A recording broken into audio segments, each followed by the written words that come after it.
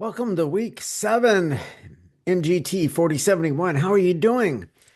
Well, just first of all, before we get into the little brief video to get you going for this week, I do want to mention that you should see an announcement from the dean, from Dean Kelly Janai. Now, we're getting ready to end the semester, and it's very important to remember at the end of the semester, there are no late assignments. So make sure that you submit week 8's assignments on time or earlier. Because if you submit it the next day, because class ends on Sunday evening, and what day of the week is that it ends? Give me 1 second. I'll get the exact date that week 8 ends. Looks like it's May 4th. If you submit something on May 5th, it's not going to be counted toward your grade because no late assignments are allowed at the end of a semester. That's because we professors have got to do all the grading and submit all of the final grades for all of our classes to the university. Graduation is going to be happening. Lots of things are happening, and people are counting on having those grades turned in on time. So make sure that you turn in week 8's work on time. Week 7, if something happens and you end up needing an extension, what you do is you reach out to me. You ask for an extension before the deadline. So if it's due Sunday at 11:59 p.m., don't wait till Monday morning to ask for an extension. Ask for it Sunday before 11:59. Okay, now that we got that out of the way, this week we are going to be discussing power, influence, and what was the last thing? Oh, yeah, conflict and negotiation. In this little short video, we're going to focus kind of primarily, very briefly, on conflict. There are different types of conflict. Conflict has multiple levels to it. There are different ways to go about conflict resolution. And going over this topic in 1 week in an undergraduate course doesn't even scratch the surface. I took an entire course in grad school on conflict management, and I barely scratched the surface of the subject. Conflict management is necessary. It's a necessary skill for leaders to possess. Not all conflict is bad. As a matter of fact, conflict in the right way and the right amount is a catalyst for creativity and innovation to occur. If you think about it, even in school, when you submit an assignment and your professor gives you feedback, that is a form of conflict.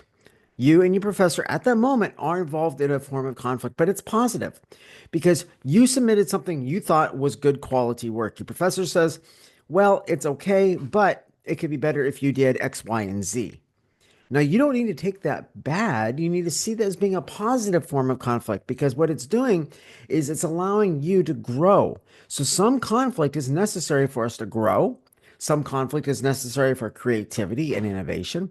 So, as a leader, how do you know what conflict to permit and what conflict to try to resolve? Well, ultimately, all conflict, even the positive, does need to be resolved, but you're going to be learning about that this week. I have put my slides, I have attached my slides to an announcement. Now, these are the slides I use when I teach this course in person.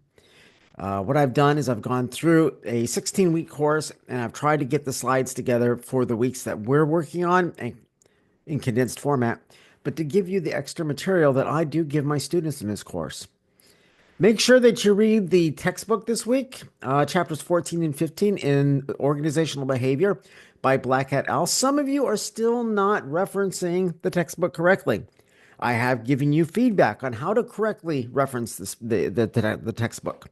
There are about 13 authors that wrote this textbook. In your reference, they all need to be mentioned. And I've sent the exact way that you need to reference them to you in the feedback. Make sure you use it. Because also that if you mess up on the reference, then your citations are going to be messed up. If you just put OpenStax and then the date and then the title, then your citations will be OpenStax and the date. That's not the correct way to do it. It should be having the correct reference and then your citations will be Black et al, comma, then the date and the parentheses. What is et al? Et al means and all. It's Latin. It means black and all. So you put the first author and then just and all. So when you cite, you don't have to list all the authors. If you have two authors, you have to cite them both. You have to list them both in your citation and be like, um, like I wrote a paper with a colleague.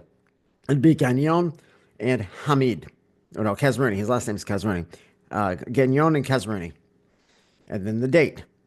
That's two authors. If it's three or more, you use et al. Then that would be Gagnon et al, comma, the date. That would be the correct way to cite it. So I've given you feedback.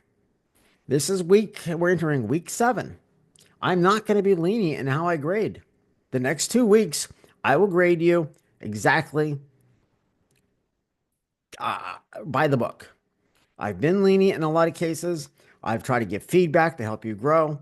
Either you're growing or you haven't paid attention to the feedback, or you paid attention to the feedback, but you opted not to follow it.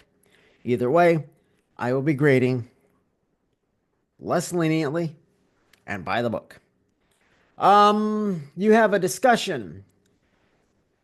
The initial post is due Wednesday by 10:59 p.m. You must reply to at least 2 classmates. Your replies are due Sunday by 11:59.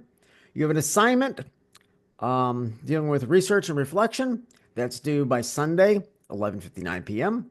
If you have any questions or anything arises, please send me an email, contact me.